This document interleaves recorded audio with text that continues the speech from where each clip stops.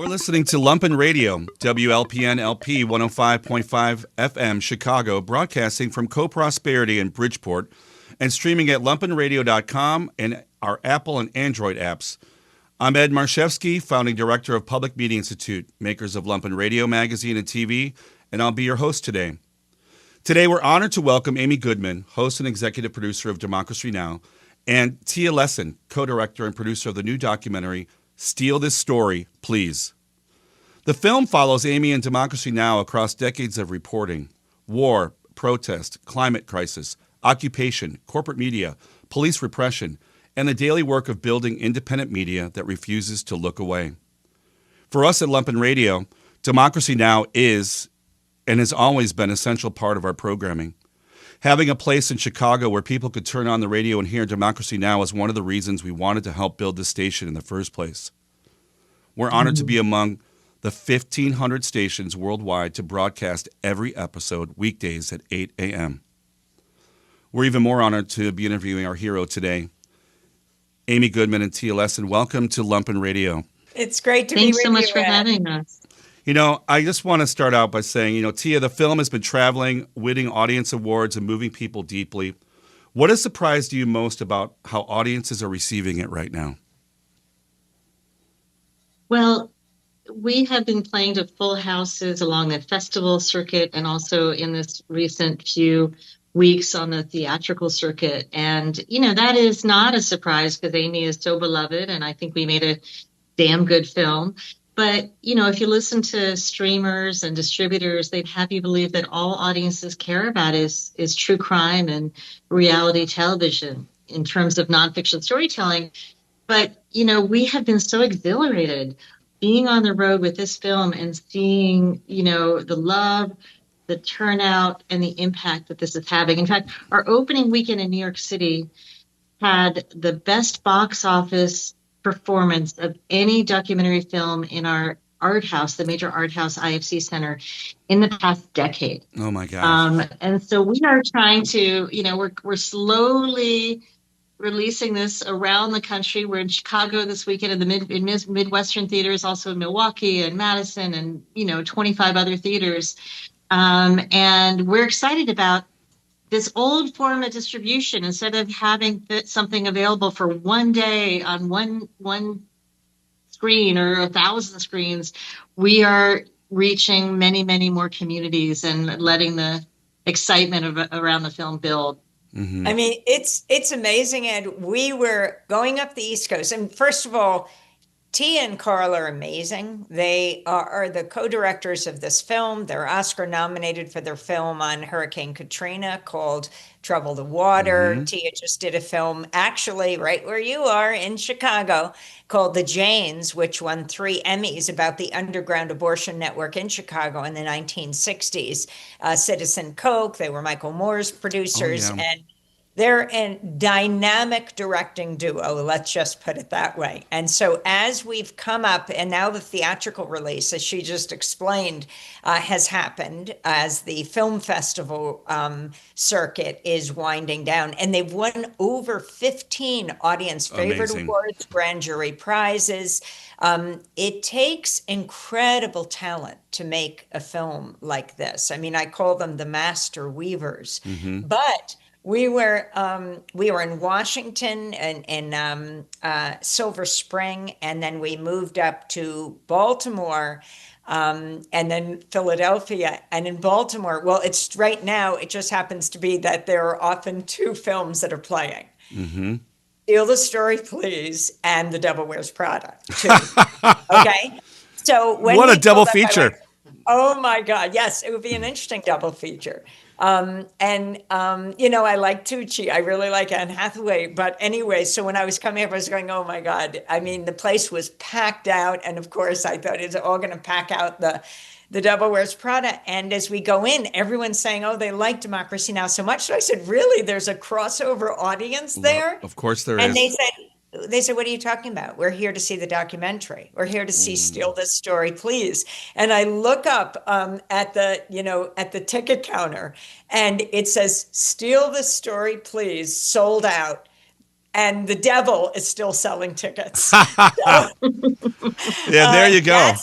That says a lot Yeah, about yeah. Tia and Carl. I mean, their ability to weave together a film like this covering, we just celebrated our 30th anniversary, 30 years of Democracy Now! We are so excited to come to Chicago because I will be reuniting with Juan Gonzalez. Nice. And we're going to be at the Music Box, and I can't wait. Saturday night, we'll be there Saturday afternoon, Friday as well, evening. And I'm just so excited because Juan and I do the show, twice a week, Democracy Now!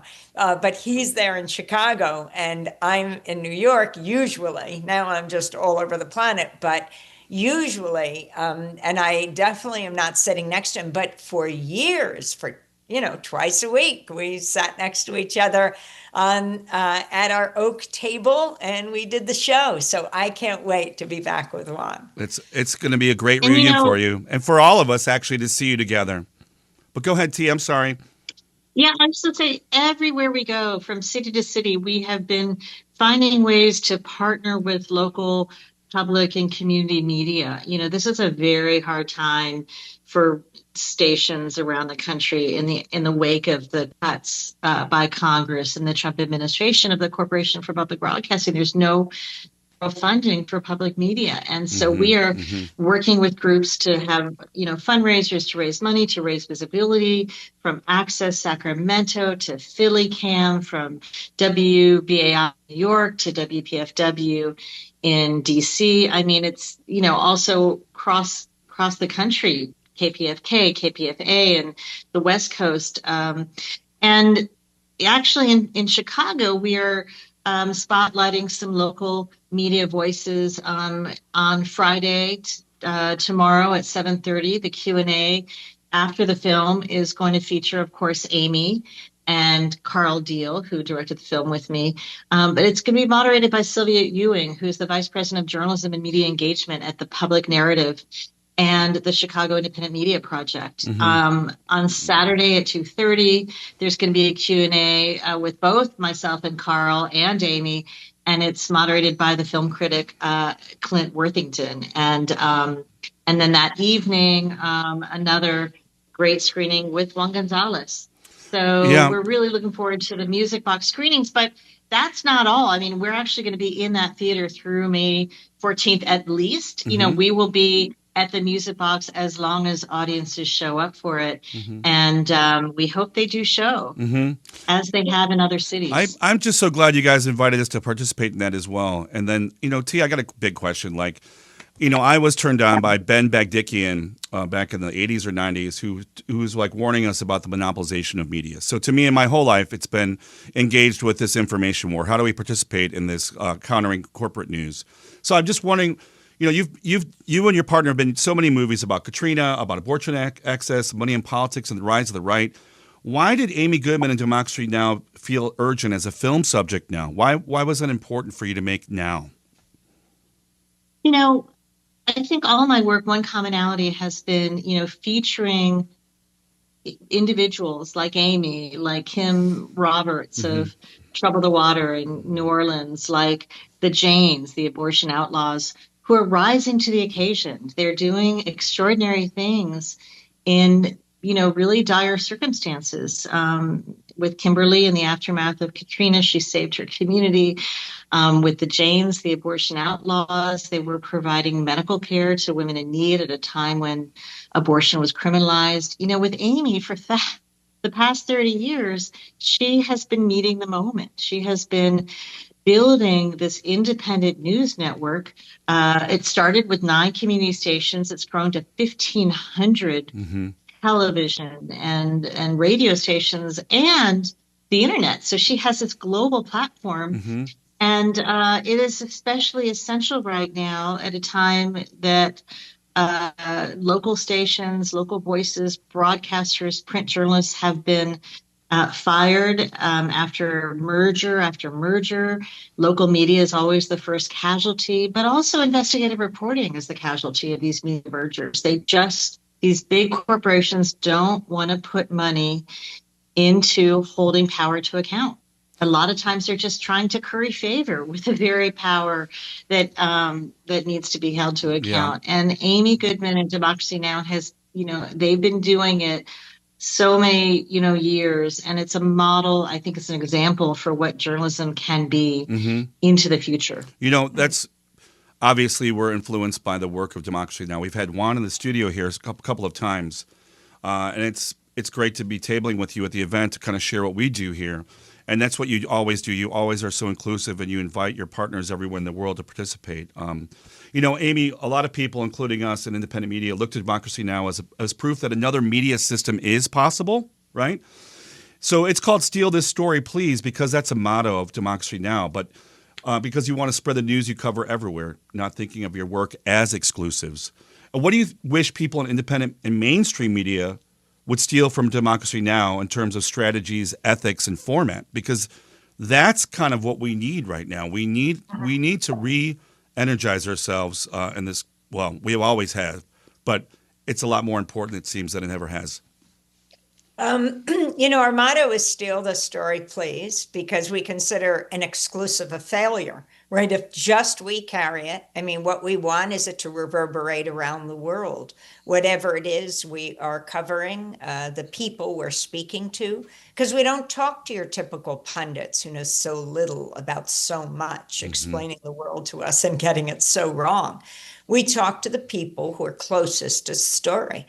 Like when we came, another of the public media outlets that we work with in Chicago is Can TV. We broadcast from Can TV. We broadcast there every morning at 7. I shouldn't say broadcast because technically that's on cable.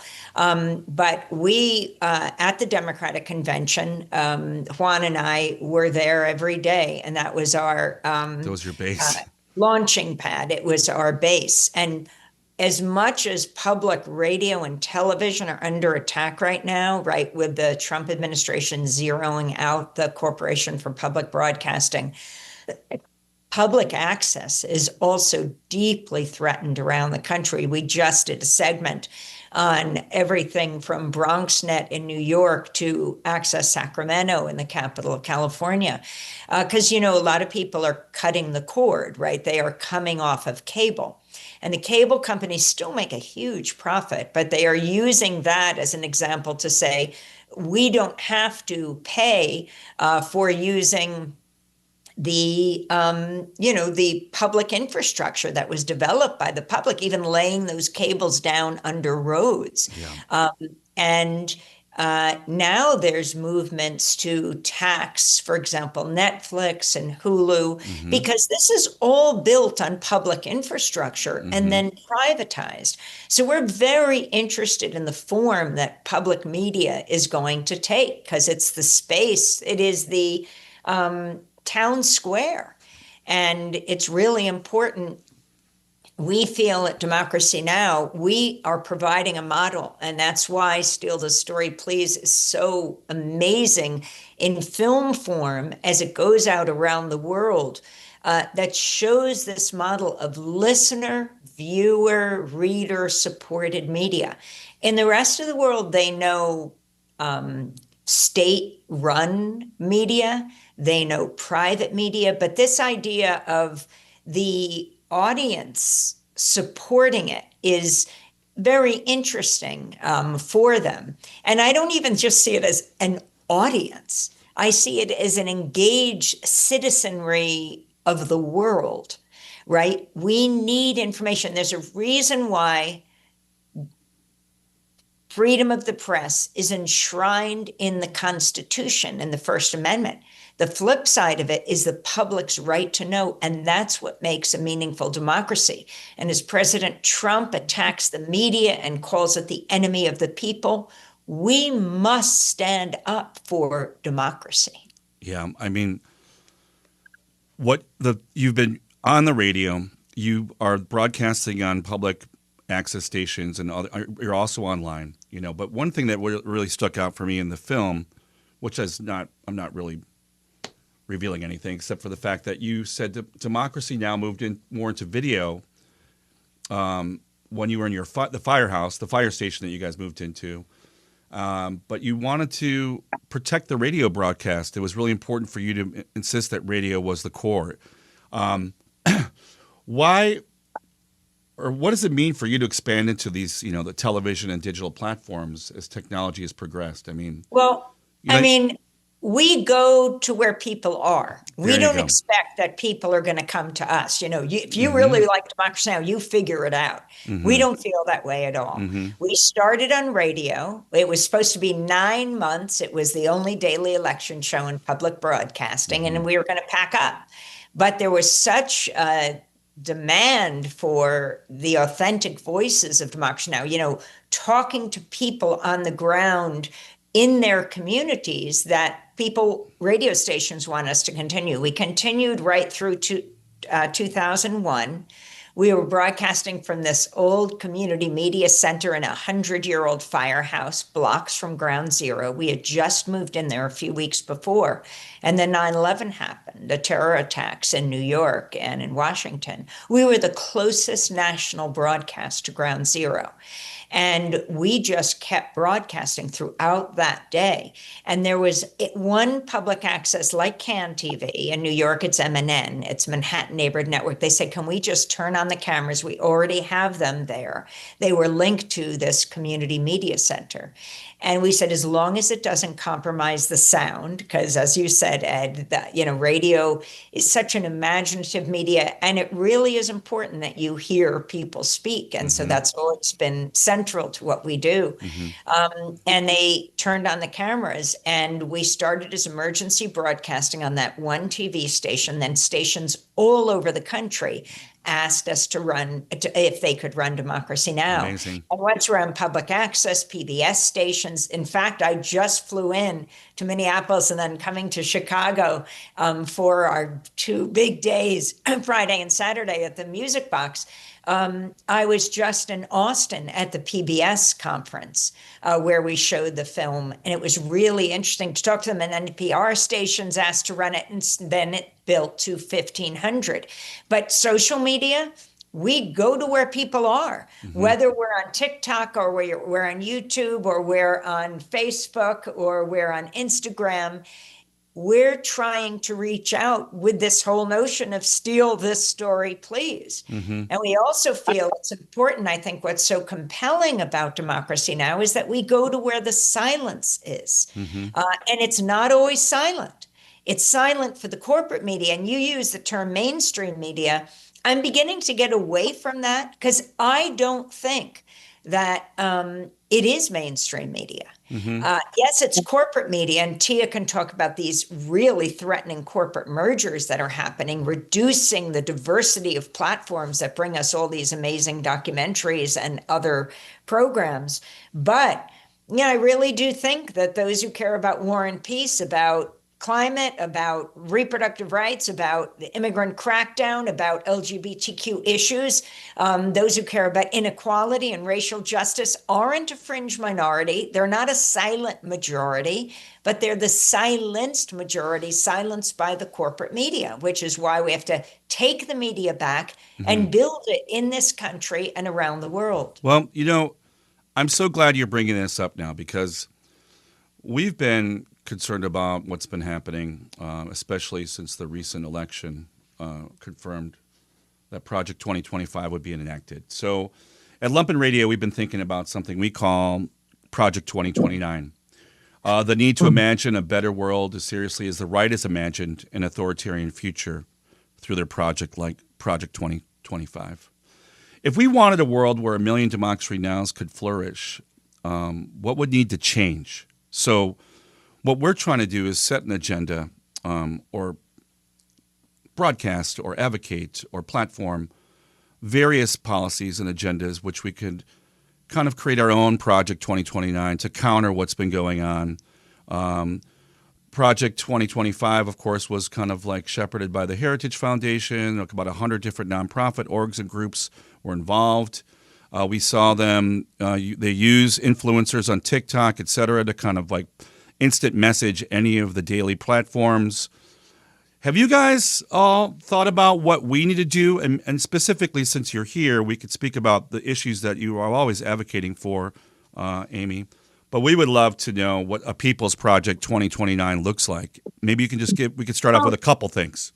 I'll jump in. In the film, we show that this media consolidation binge that we're seeing right now, it did not happen by accident. This was a policy put in place in the form of the 1996 Telecommunications Act, supported by both the right and the left, or both Democrats and Republicans, I should say. And it lifted restrictions on the ownership of the corporate ownership of particular local media.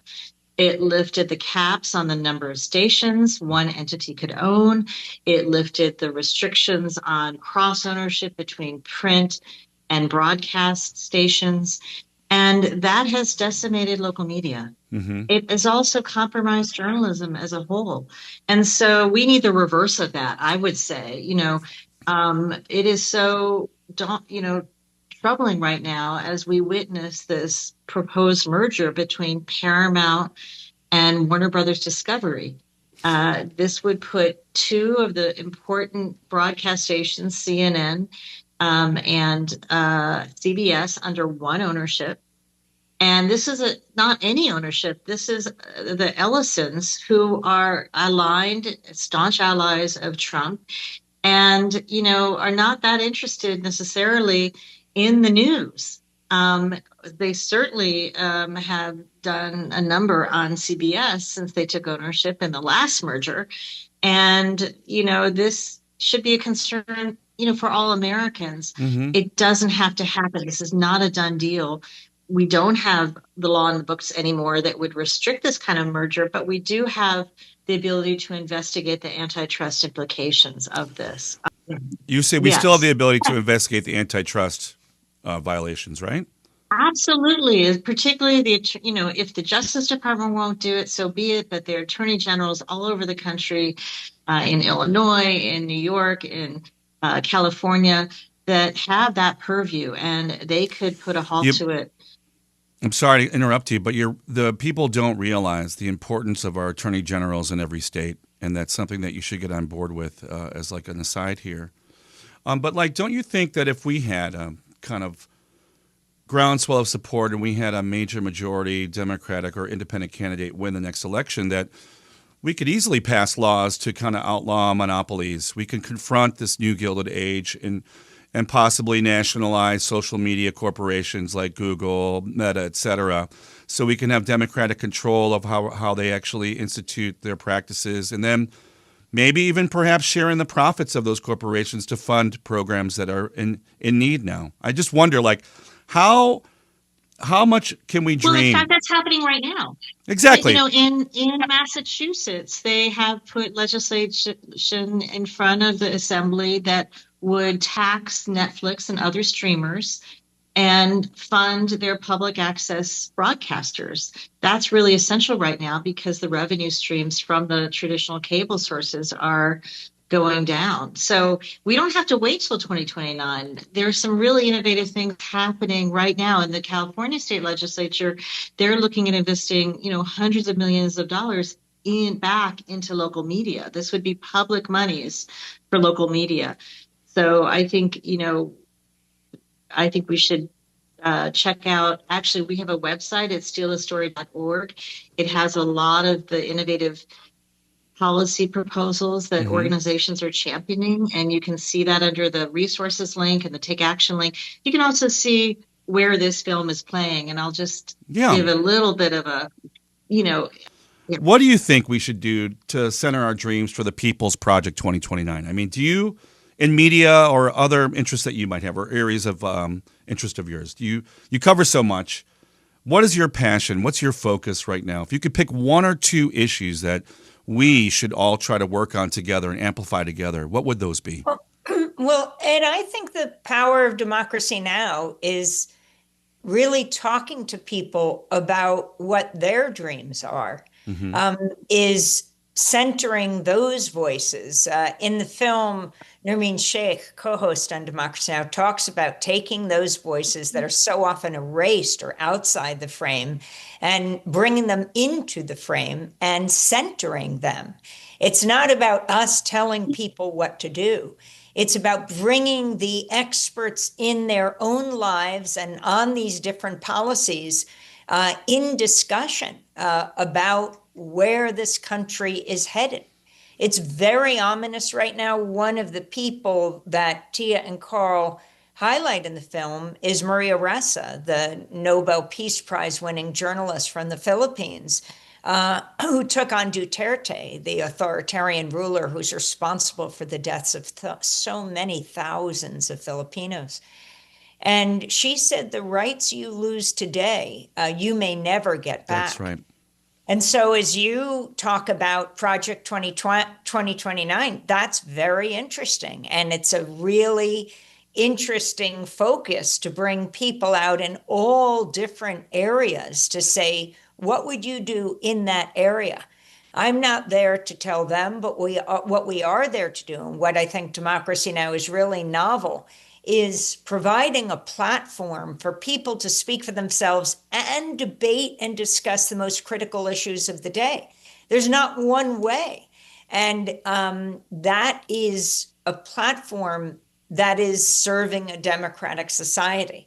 And I'll just end before Tia talks about where the film is. And we're just so happy to be in the upper Midwest right now, to come from New York, to come from California, and to be in Chicago and Milwaukee and Minneapolis and all over. There are many places the film is showing where we're not doing Q&As, but where people are just hanging out after and speaking.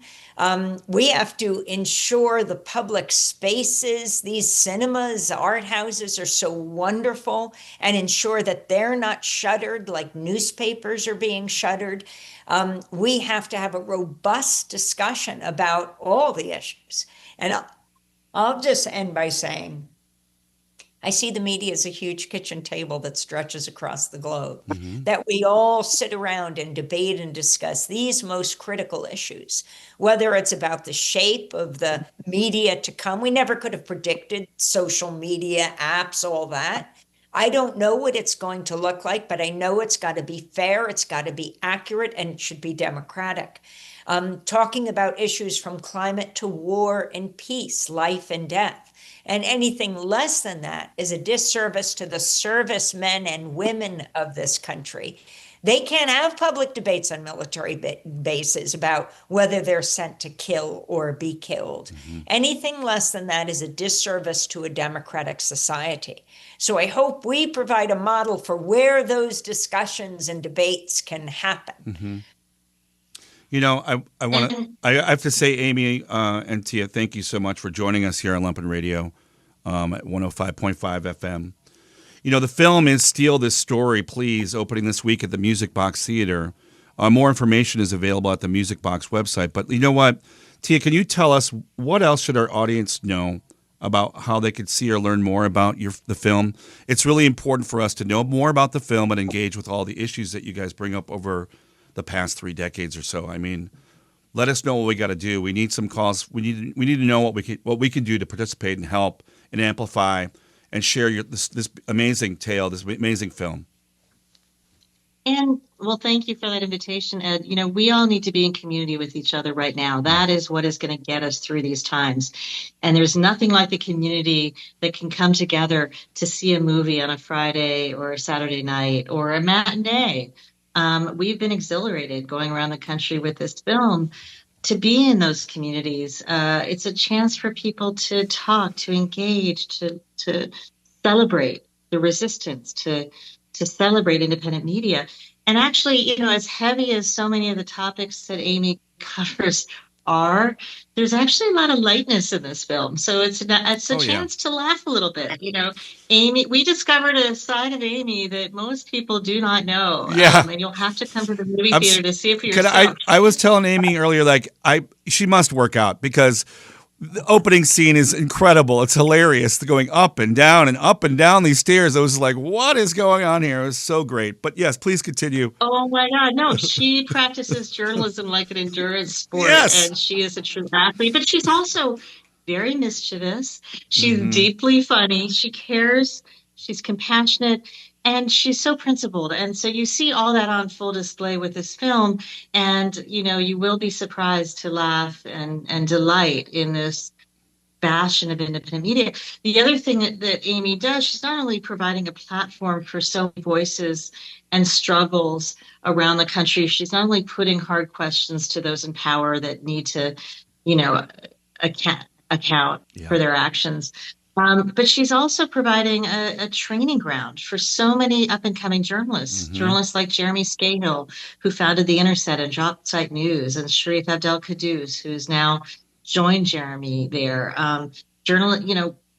Audio icons like Dave Isay, who created StoryCorps. Yeah. Came under Amy. So this film is just full of all that. And I wish you would formalize the Democracy Now! Journalism school. But yeah. They have journalists coming through every week, every other day practically. They have high school students, they have journalism students. Somebody told me actually at an earlier screening in Chicago, a sneak preview, that every journalism student needs to see this film in order to earn their degree. There you go. I love that. I love that too. But you can, we're all our showings, not only in Chicago, but around the country, are listed on our website, stealthestory.org. We also have resources. We have a trailer that folks can share. We have a very active social media practice on Instagram, on Facebook. It's Steal the Story, Please. And we just are excited to share this film and this empowering story with Chicago audiences. And not only, in the Q&As that we'll be at, but separate from that, the film is going to play again. It's going to play in Chicago as long as people show up. So please, accept this as an invitation to come to the Music Box Theater, to support that great theater. It's just been renovated. I hear it's just gorgeous. And also to support local independent journalism. Once again, thank you, Amy, and thank you, Tia. Thanks for joining us here. We're so delighted to have you, and we are so excited that so many Chicagoans will be able to see your film this weekend and beyond. Thank you, Ed. Yeah, thank you. Thanks.